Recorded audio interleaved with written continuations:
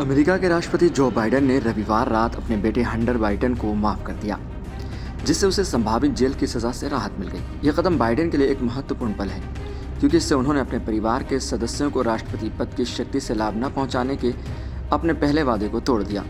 Hunter Biden पर अवैध रूप से बंदूक रखने और पृष्ठभूमि की जांच में गलत जानकारी देने का आरोप था। उन पर यह आरोप 2018 में लगाए गए थे, जब वह ड्रग्स की लत से उबर रहे थे और मानसिक रूप से कठिन दौर से गुजर रहे थे। व्हाइट हाउस द्वारा जारी बयान में बाइडेन ने कहा, मैंने हमेशा कहा है कि जब तक मैं राष्ट्रपति हूं, मैं न्याय विभाग के निर्णयों में हस्तक्षेप नहीं करूंगा। मैंने अपना वादा निभाया है और मैंने हमेशा अपने बेटे को न्याय मिलने का समर्थन किया है।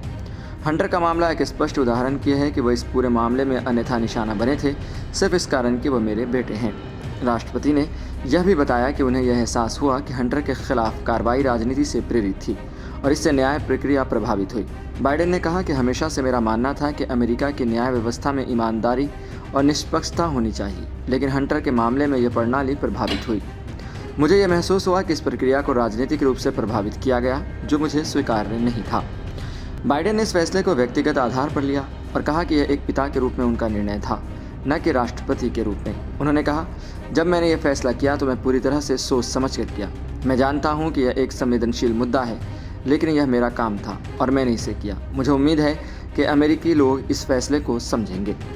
हालांकि इस फैसले पर कई राजनीतिक हलकों से मिश्रित प्रतिक्रियाएं भी आईं। विपक्षी रिपब्लिकन पार्टी ने इस माफ़ी की आलोचना करते हुए कहा कि यह राष्ट्रपति की शक्ति का दुरुपयोग है और यह अपने परिवार को बचाने के लिए किया गया एक राजनीतिक कदम है। रिपब्लिकन नेताओं ने आरोप लगाया कि बाइडेन अपने बेटे को बचाने के लिए न्यायिक प्रक्रिया में हस्तक्षेप कर रहे हैं। इस फैसले के बाद बाइडेन के खिलाफ चल रही न्यायिक प्रक्रिया पर सवाल उठने लगे और इसे लेकर विवादों का सिलसिला भी शुरू हो गया। हालांकि बाइडेन ने यह स्पष्ट कर दिया कि उनका यह कदम न्याय प्रणाली पर विश्वास और एक पिता के रूप में अपने बेटे का समर्थन करने के सिद्धांत पर आधारित था। यह घटना अमेरिकी राजनीति में एक बड़े मोड़ के रूप में देखी जा रही है, क्योंकि बाइडेन ने अपने परिवार की तरफ से एक विवादास्पद फैसले को सार्वजनिक रूप से लिया है, जो चुनावी दृष्टिकोण से भी महत्वपूर्ण हो सकता है। राष्ट्रपति बाइडेन के इस निर्णय को उनके परिवार के लिए समर्थन के रूप में देखा जा रहा है, लेकिन इसके साथ ही इससे राजनीतिक और कानूनी दोनों स्तरों पर नए सवाल उठने शुरू हो गए हैं। वहीं आपको बता दें कि फिलहाल आने वाले वक्त में अमेरिका के नए राष्ट्रपति डोनाल्ड ट्रंप होंगे। इसलिए भी लोगों को लग रहा है कि शायद बाइडेन का सफ़र अब यहाँ ख़त्म हो रहा है, इसलिए वो नहीं चाहते थे कि उनका बेटा जेल में रहे, इसलिए उन्होंने ये फैसला किया और अपने बेटे को जेल से छुड़ा लिया।